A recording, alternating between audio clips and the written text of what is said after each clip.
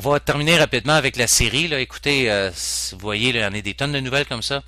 Vous avez ici un article qui parle des médias américains qui sont en guerre contre la Syrie. Alors, on est en train de répliquer le modèle libyen. Alors, vous avez évidemment toute une campagne de propagande qui a été lancée depuis quelques semaines contre la Syrie aussi. Euh, donc, des centaines ont été tués là-bas, plusieurs aussi ont été blessés. Vous avez des conflits avec évidemment les forces de sécurité de l'État, les civils. On dirait que c'est une guerre entre le peuple qui est écœuré supposément de la Syrie. Alors c'est ce qu'on nous montre tout le temps. Sauf que la réalité est autre. Si vous allez voir ici une série d'articles encore là que je vous ai mis, où vous allez vraiment voir de façon documentée que les États-Unis, entre autres, avec Israël aussi, supportent des groupes d'opposition syriens, dont certains sont carrément des mercenaires armés, des terroristes, disons-le. Alors, plusieurs articles ici. Ici, on apprend de WikiLeaks, qui a été rapporté par le Washington Post, où on apprend que le département d'État américain a secrètement financé des groupes d'opposition syriens. Ensuite, vous avez la Grande-Bretagne, ça s'est révélé dans le journal The Independent.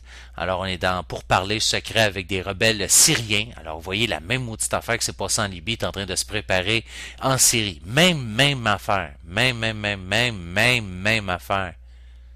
OK? Alors, on est en train de préparer des groupes armés qui vont bientôt se mettre en action en Syrie. Un autre article qui parle de qui est derrière ce supposé mouvement de protestation en Syrie. On est en train de fabriquer un prétexte pour les États-Unis puis l'OTAN de faire une intervention humanitaire, entre guillemets, encore.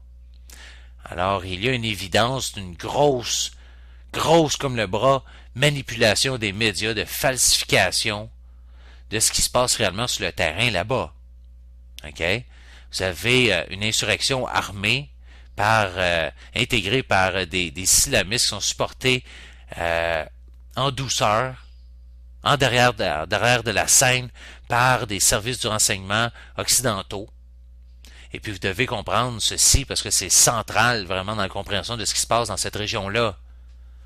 Okay, donc vous avez les médias occidentaux qui ont présenté les événements en Syrie comme étant, si vous voulez, partie d'un mouvement arabe pro-démocratie.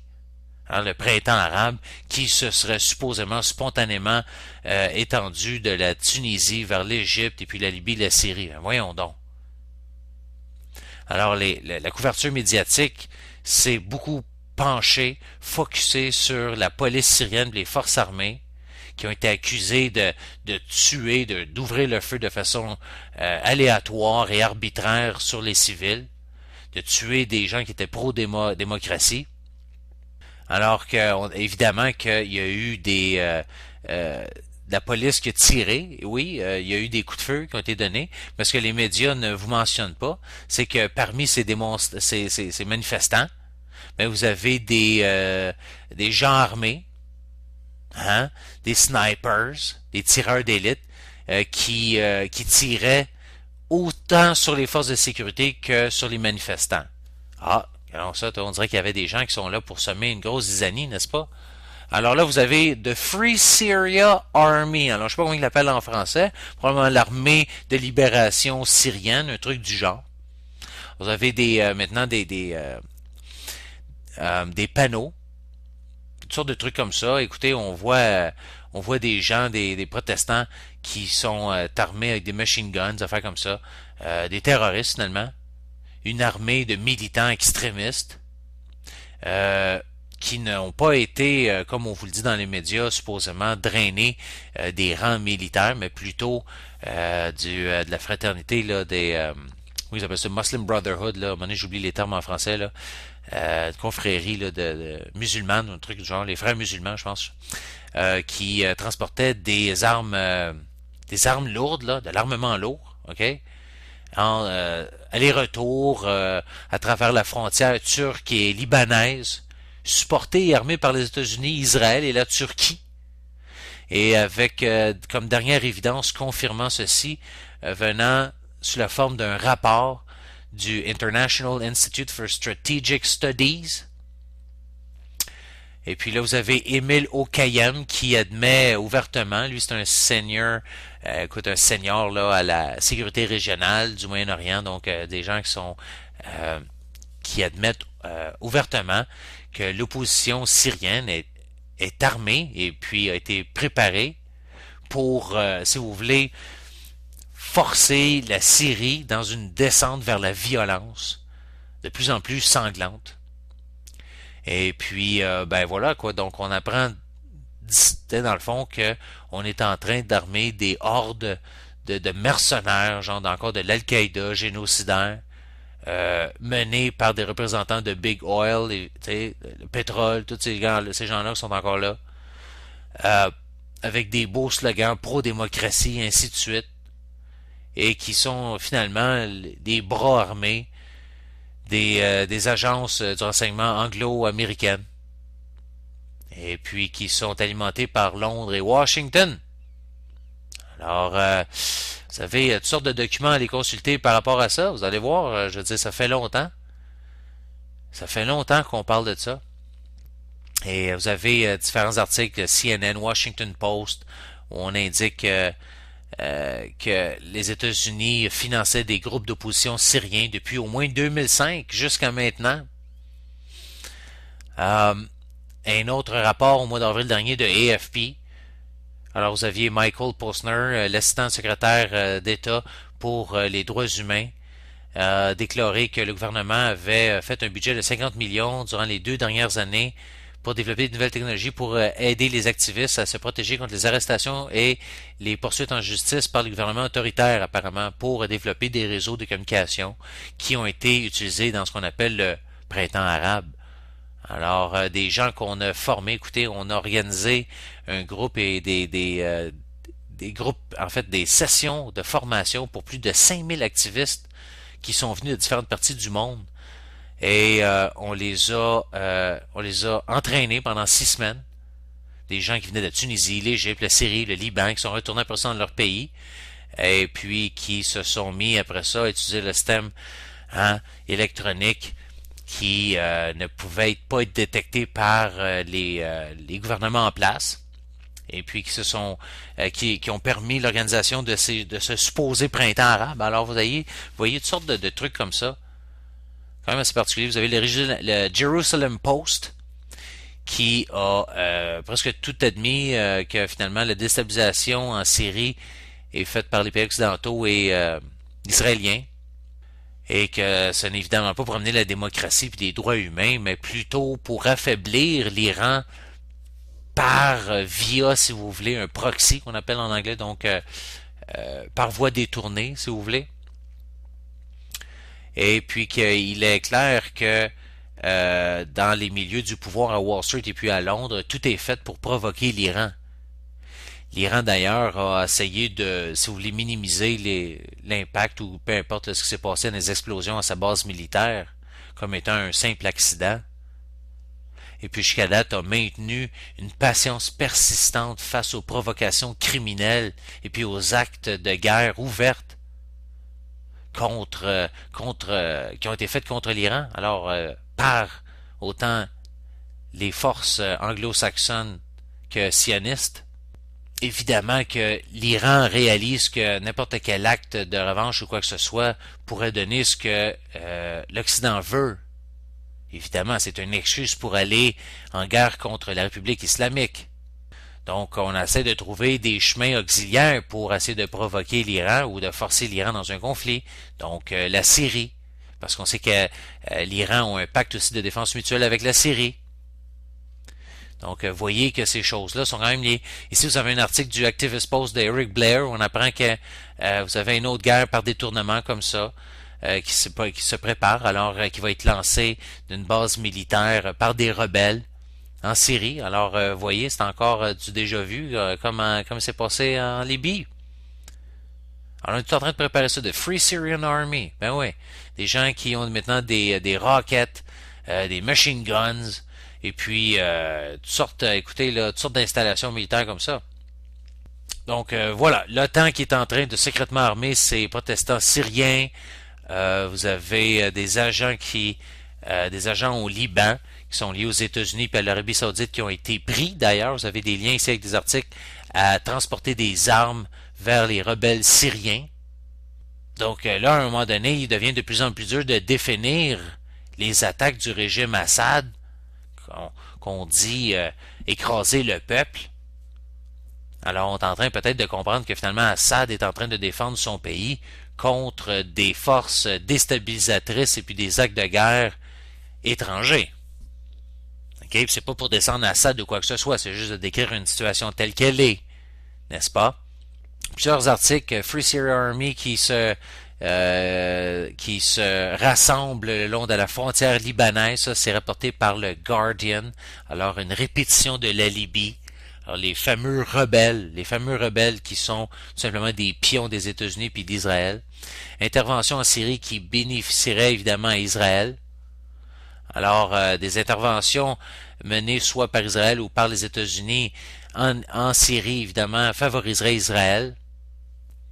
Un nouveau gouvernement en Syrie sous le talon de Washington, donc une nouvelle marionnette mise en place en Syrie, contrôlée par Washington, voudrait évidemment dire plus de concessions pour cimenter la paix avec Israël, donc pour évidemment faire taire un ennemi perçu d'Israël. Et on serait évidemment aussi forcé de faire cesser le flot d'armes vers le Hezbollah et puis de couper les liens avec l'Iran. Alors c'est un scénario évidemment qui laisserait les Libanais et puis les Palestiniens avec beaucoup moins de pouvoir de, si vous voulez, de négociation et beaucoup plus vulnérables à une négociation israélienne. Donc voilà, alors vous voyez quand même les liens, les motivations, les gens qui ont l'opportunité de commettre le crime. C'est comme ça qu'on fait des enquêtes criminelles. Hein? Il faut être lucide, il faut savoir ce qui se passe. Vous avez des bateaux de guerre russes, par contre, qui sont entrés dans les eaux territoriales syriennes pour essayer d'empêcher toute invasion étrangère. Oh boy! Alors là, vous voyez que ça commence à bardasser, là. Et puis la Russie essaye de poser son pied sur le sol en disant, écoutez, là, il faut pas passer cette barrière-là, il faut pas passer cette ligne-là. La Russie qui essaye de se comporter comme étant l'adulte géopolitique dans la pièce ici. Et qui est en train de rendre très clair que toute intervention ne sera pas acceptée, surtout pas dans ce type d'intervention, type le même modèle qui s'est passé en Libye. Alors voilà plusieurs articles à les découvrir. Et puis évidemment, vous avez plusieurs autres articles ici qui parlent de chefs militaires russes qui ont déclaré que, évidemment, on risque une guerre nucléaire, là. OK? C'est ça qu'on risque. C'est évidemment que on s'en fait pas à croire, là. Vous avez Nikolai Makarov, le chef du General Staff of Russian and Armed Force. Alors, écoutez, là, je veux dire, top. Il déclare que évidemment qu'on fait face à un prospect d'une troisième guerre mondiale et que évidemment que ceci pourrait dégénérer très rapidement. Et puis d'ailleurs la Russie a averti les États-Unis aussi que on se rapprochait beaucoup trop de la frontière russe. Les Russes qui sont en train de se réaligner géopolitiquement, en train de faire de nouvelles ententes avec 3 pays satellites qui étaient apparus à la fin de l'écroulement de l'Union soviétique. Alors, on est en train de reconstituer un peu ce genre de partenariat entre la Russie et puis ces fameux États satellites autour de la Russie. Donc, voilà. Beaucoup de propagande, allez voir ça. Vous avez la Gay Girl Blogger en Syrie. Vous avez toutes sortes de trucs comme ça. Essayer de vous faire pleurer puis tout, qui n'ont été que des fraudes, des mensonges. On essaie tout le temps la même maudite affaire. Là. On essaie de vous créer des histoires, là, vous faire de la peine puis tout, avec des gens qui décrivent la vie dans la ville en Syrie, puis qui dénoncent le régime, et puis c'est terrible. Et puis finalement, la fille, elle n'existait même pas. Là. Je veux dire, ça a été animé par finalement, c'était un blogueur américain, je me rappelle bien, un truc comme ça. En tout cas, finalement, la personne n'existait même pas. Toutes sortes de trucs comme ça. Alors qu'on a des dizaines de milliers de personnes qui supportent le gouvernement syrien. Alors, vous voyez, là, il y a beaucoup de nuances à faire là-dedans. Israël qui planifie d'attaquer des dépôts d'armes d'Hezbollah en Syrie. Alors, voyez qui cherche vraiment le trouble là-dedans. Un autre article ici, on parle d'Israël se prépare à attaquer la Syrie. C'est un rapport qui a été publié dans le journal Le Haaretz, un journal israélien, ainsi que dans le journal Al-Rai, un journal koweïtien du Koweït. Alors, on est en train de se préparer. Vous avez différentes sources européennes aussi qui ont été rapportées, que vous avez des vols de reconnaissance israélienne qui ont été faits. On a violé l'espace aérien libanais et syrien, qui sont des indications qu'Israël se prépare et est prête d'ailleurs à partir une guerre dans cette région. Alors, vous voyez que c'est très important. L'Iran et la Syrie ont un pacte de défense mutuelle. Donc, c'est une façon, en attaquant la Syrie, d'accéder à l'Iran. Alors, le message est clair là-dedans. Ne soyez pas dupes. Ce qui se passe est très calculé.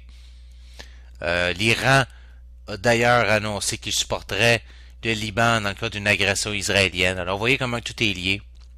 La Russie qui a défié les États-Unis en vendant des missiles à la Syrie. Alors, ça a été rapporté par le Télégraphe. Alors ça change toute la game aussi. Alors, évidemment qu'avec ces trucs-là, ça prendrait pas long pour éliminer toute la force maritime israélienne. Donc, ce sont ce qu'on appelle les Russian Cornet.